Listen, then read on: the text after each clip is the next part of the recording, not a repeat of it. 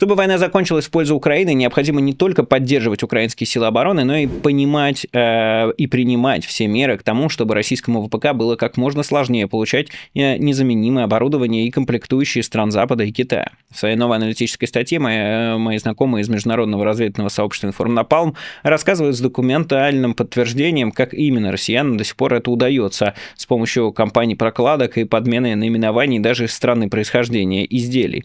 Красногорский завод имени Зверева, КМЗ и Зенит Инвестпром являются стратегическими производителями оптических устройств для российской армии, рассказывает «Информнапалм» об одном из примеров такой деятельности. КМЗ входит в состав оптического холдинга «Швабы» в рамках российской корпорации «Ростех», обеспечивающей их тесное сотрудничество с разными военными структурами РФ, включая Министерство обороны Российской Федерации, Роскосмос и Росатом. Завод производит широкий спектр продукции, от прицелов до космических наблюдательных систем, активно используемых российской армией в войне против Украины. Компания «Зенит Инвестпром» выступает посредником, организуя поставки подсанкционных европейских технологий, в частности, через индийские компании, фальсифицирующие документы для обхода санкций.